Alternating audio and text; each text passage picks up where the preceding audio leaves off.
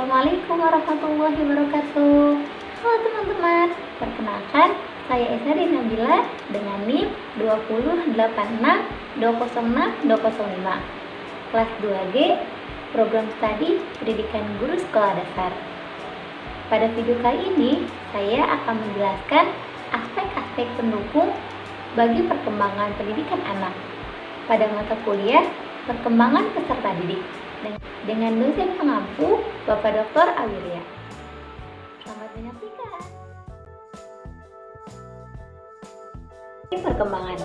Perkembangan dapat diartikan sebagai proses pertumbuhan dan proses perubahan.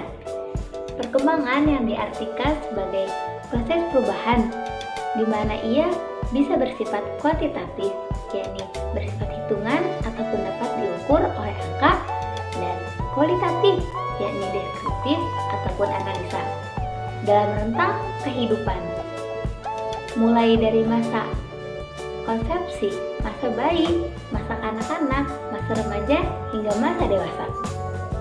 Juga perkembangan dapat diartikan sebagai suatu proses perubahan dalam diri individu ataupun organisme, baik secara fisik, yaitu jasmaniah, ataupun psikis, yaitu rohaniah, menuju tingkat kedewasaan ataupun kematangan yang berlangsung secara sistematis, teratur, ataupun bersistem, progresif, yakni berkemajuan dan berkesinambungan, terus-menerus atau kontinu.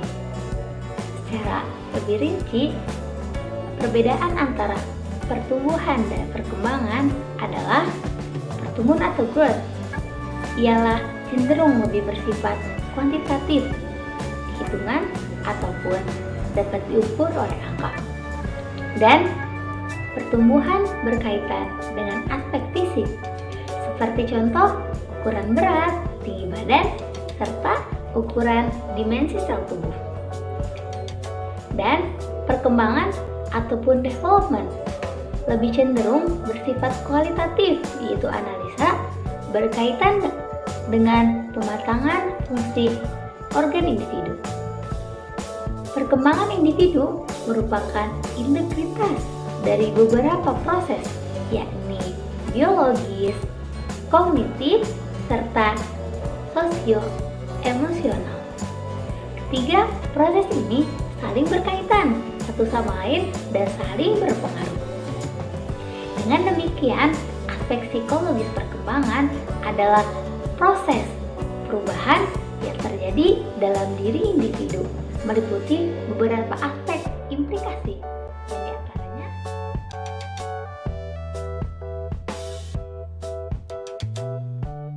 yang pertama, aspek fisik dan motorik ialah yang meliputi perkembangan fisik dan motorik.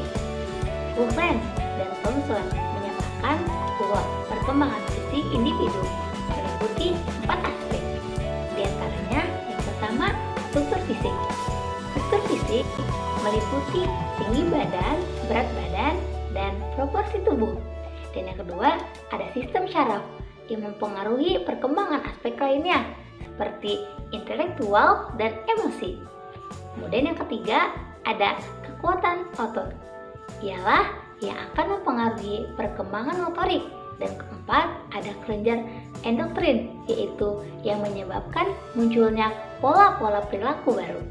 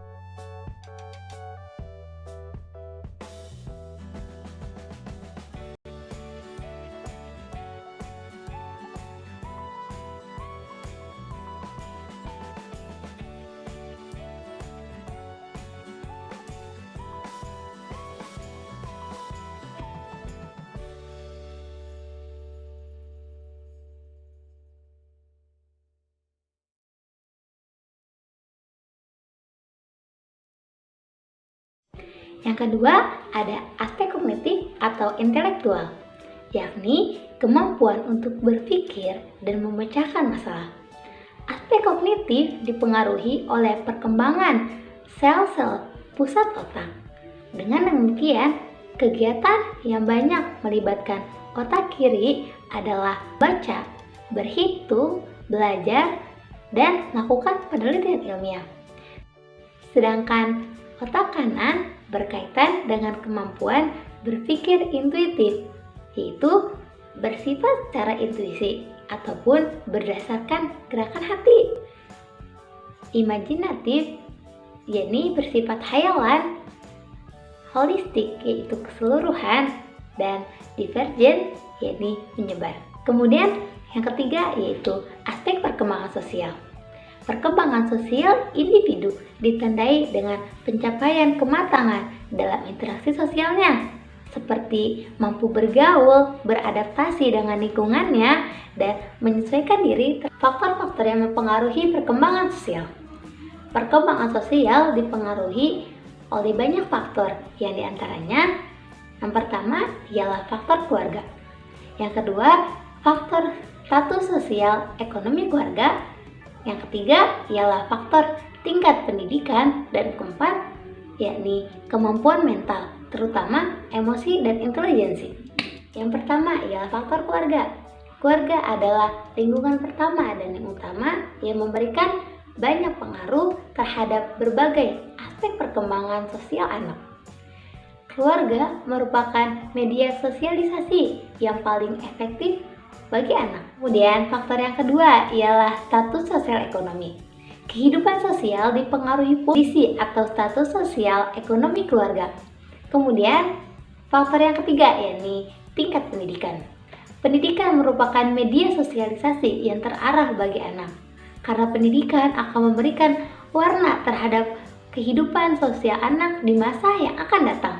Dan yang keempat ialah kapasitas mental, yaitu emosi dan intelijensi. Kapasitas emosi dan kemampuan berpikir mempengaruhi banyak hal seperti kemampuan belajar, memecahkan masalah, berbahasa, serta menyesuaikan diri terhadap kehidupan di masyarakat.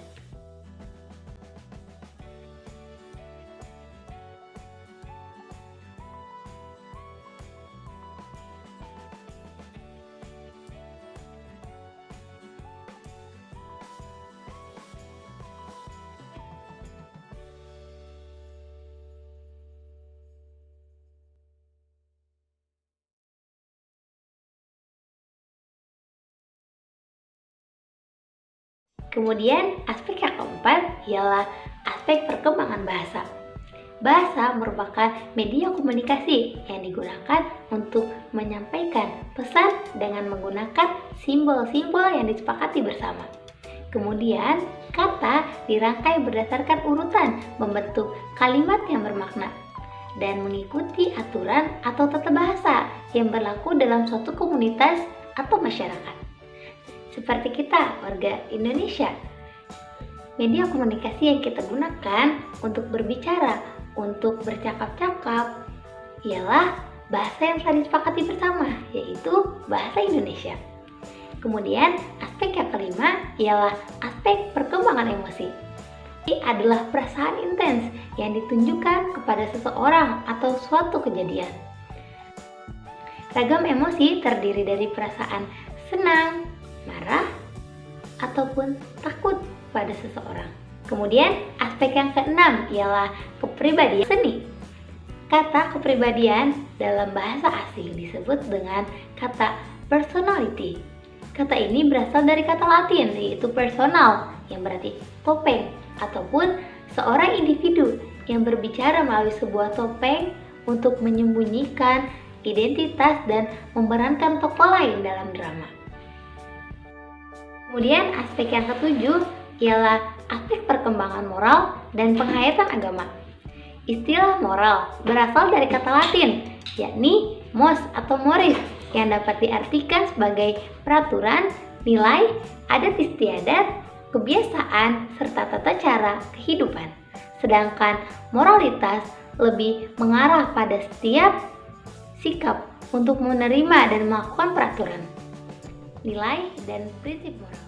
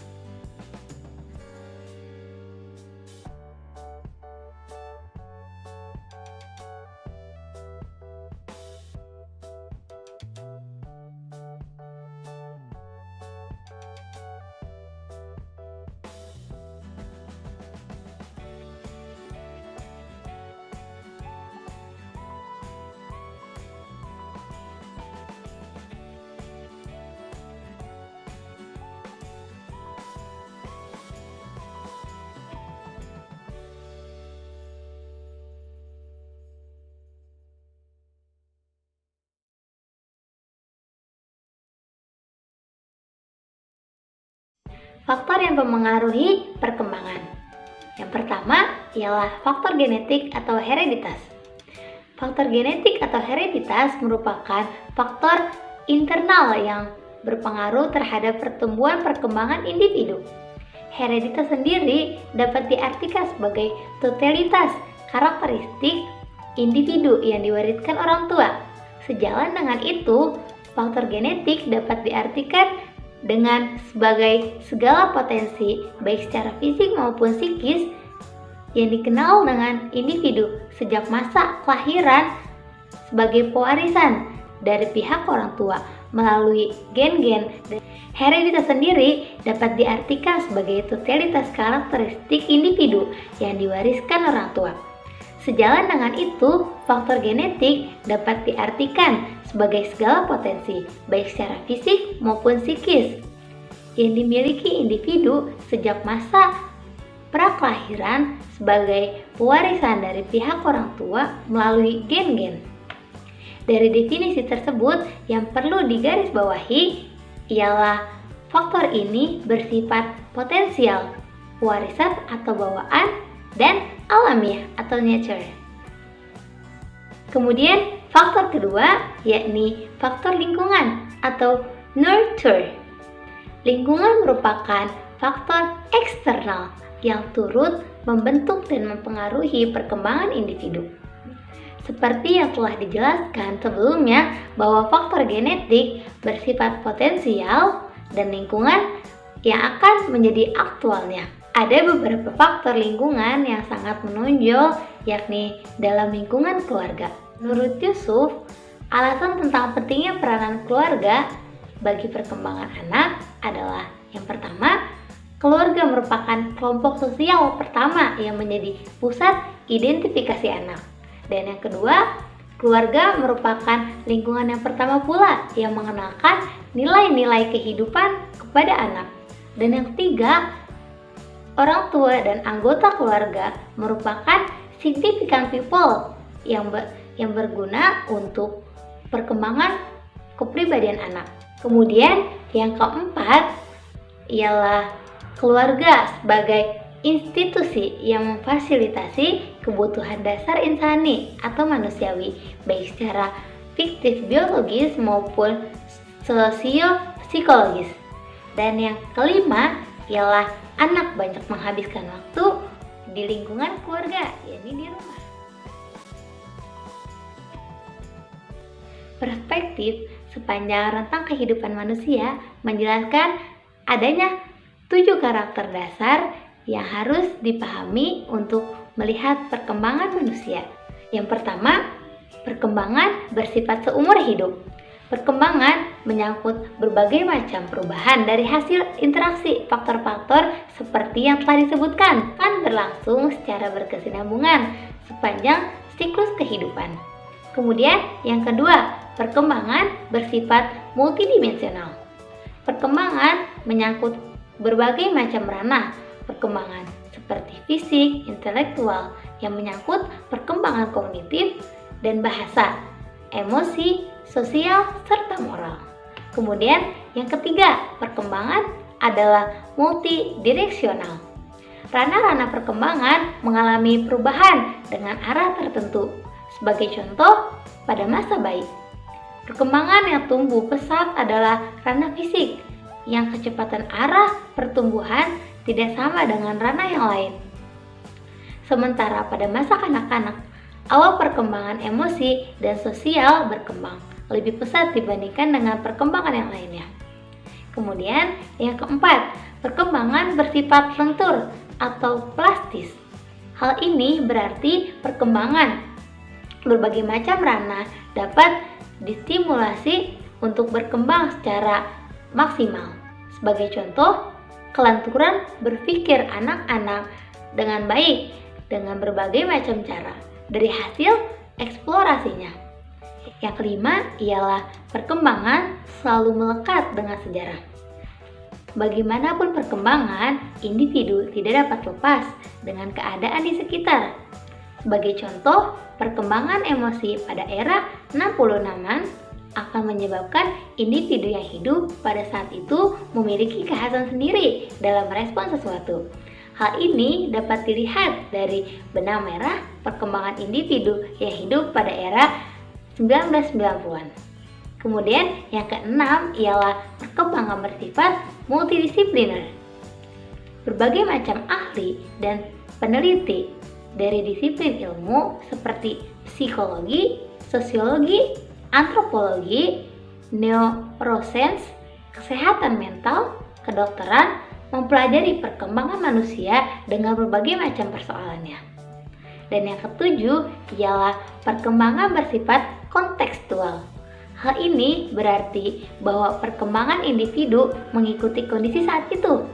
Perkembangan bersifat kontekstual secara lebih dalam dapat dipahami dengan menghubungkan 3 komponen, yaitu yang pertama, pengaruh tingkat usia secara normatif, yaitu adanya pengaruh biologis dari lingkungan yang sama pada kelompok tertentu.